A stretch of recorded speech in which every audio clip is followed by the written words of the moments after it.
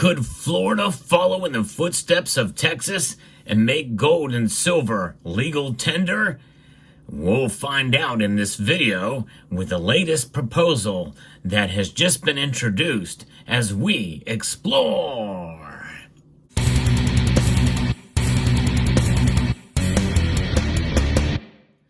A proposal for a study is being conducted in Florida based off of an announcement from the chief financial officer.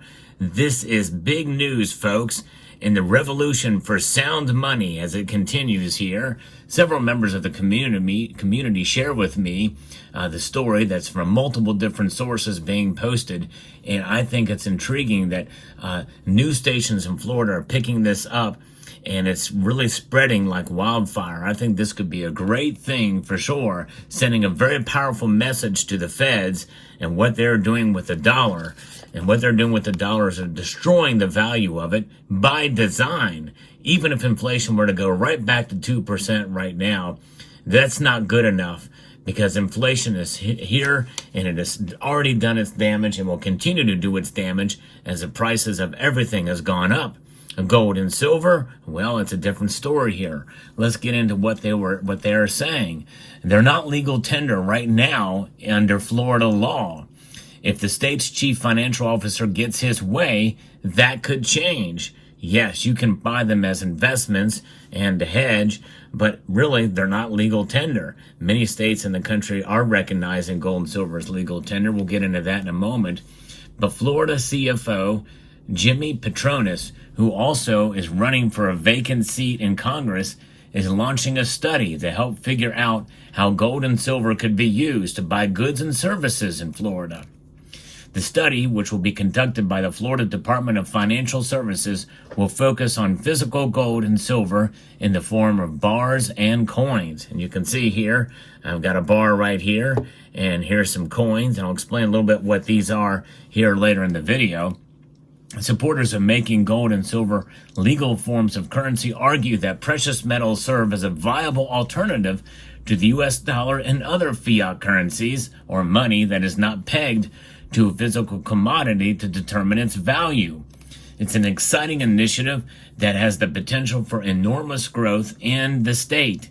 Gold and silver have been trusted assets for thousands of years, and it makes perfect sense to use them as legal tender, Patronis said in a statement that was recently released.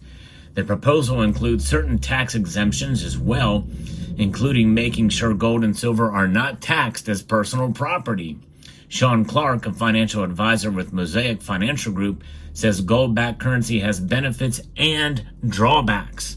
I think a lot of Americans have been looking for some sort of independence, Clark said. He said that gold and silver could help with inflation. There's only a certain amount of gold, and so they typically work well in inflationary times, just because as the price of things go up, so does the price of gold, Clark said.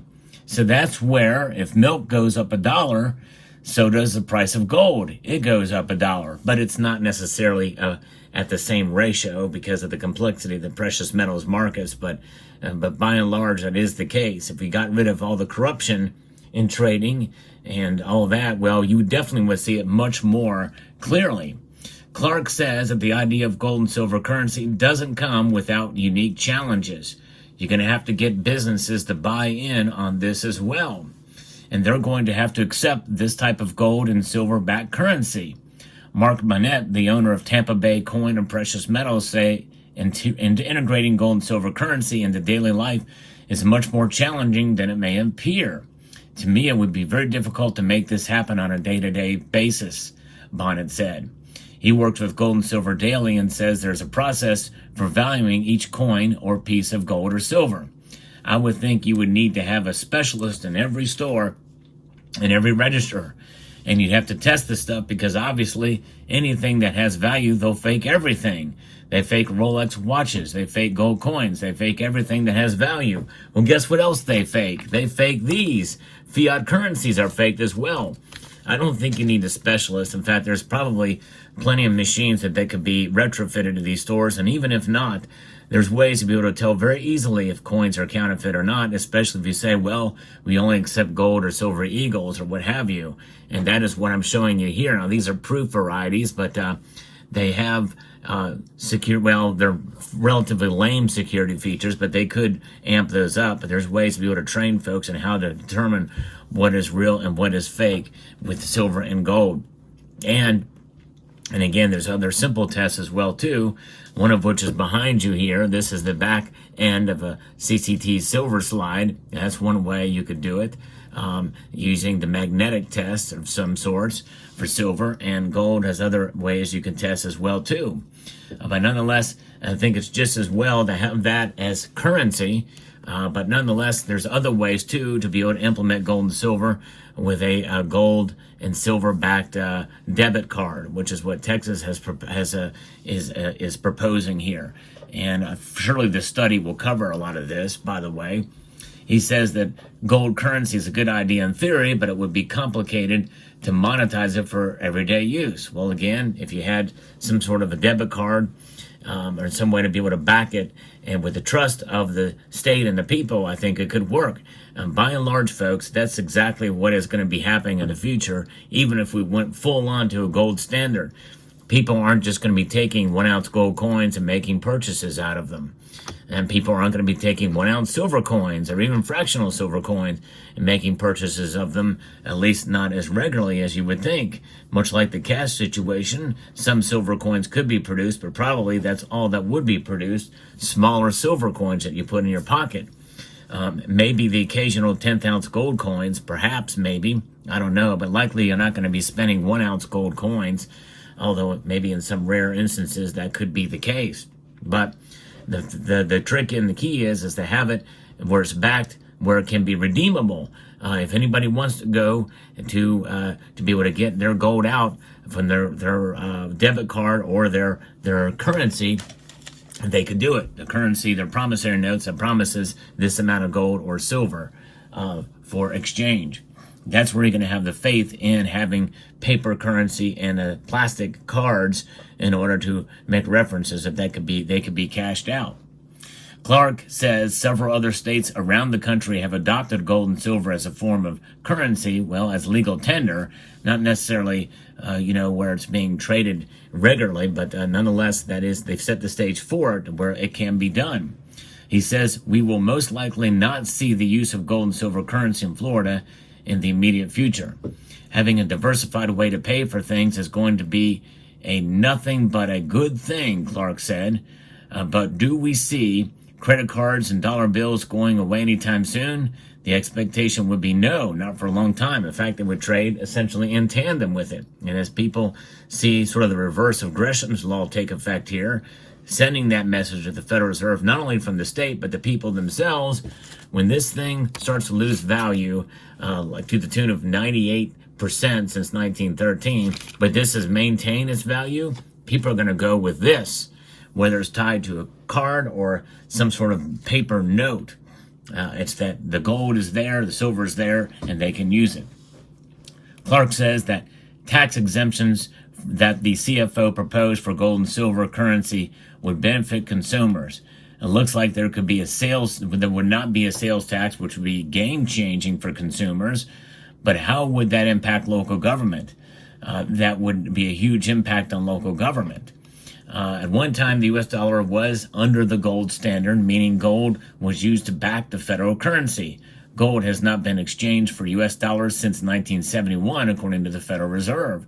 In fact, that was only through the Bretton Woods Agreement, and individuals could not trade dollars for gold, and they haven't been able to do that since 1933. Since 2011, several states have passed legislation allowing gold and silver to be spent as legal tender. Utah was the first to do so, opening the door for other states, including South Carolina, Louisiana, Oklahoma, to approve such measures. And Texas is now, as I mentioned in a previous video, is now going to be submitting legislation to do that early in 2025. And by the way, gold and silver used to actually circulate as currency, much as you see like here with the St. Gaudens $20 gold piece, which is the largest denomination that did actually circulate, although these not nearly as much. That's pre-33 gold there. And then here you have a Walking Liberty $half here. Beautiful example here that circulated back in the day, and it's pretty cool to see, and that's why I like constitutional silver and pre-33 gold, because of the history behind it, what they represent. Just amazing metals all the way around. These are gold and silver, and the fact that they used to circulate and could circulate again with this sound money revolution is mind-boggling. It's amazing. By the way, that's what I do on this channel. I like to give you the latest news on the world of precious metals, especially news like this when states themselves make these proposals and studies to make gold and silver legal tender. It is ripe for a good time with gold and silver across the country, with this revolution continuing to grow and seemingly not slowing down with this study now. It'd be pretty wild to see what happens. So there you have it. That's the latest news there. Thanks again to several of the members of the community for sharing this with me. It's a fascinating story, and I think it would be amazing to see what this would do. Now, from the press release itself, it says gold and silver bullion would not be characterized as personal property for state taxation. The purchase or sale of any type of form of bullion would not give rise to any state tax liability. The exchange of one form of legal tender for another type of form for legal tender would not give rise to any state tax liability. So that is really the premise. That's why states removing taxation is such an important part of this, is that it sets the stage to make this move. Hopefully other states will follow, but it's good news to see that Texas is making a proposal here, and this is a very powerful message, just the fact that a study is being done on it. And of course, there's a lot of areas that you can use as a foundation for that study and what other states have already done. Utah, for an example, since 2011. Let me know what your thoughts are down in the comment section below. Hope you found this video informative, insightful, and educational. Would like to extend a multitude of gratitude to you all for taking the time to watch, and encourage you to please rate, share, comment, and subscribe.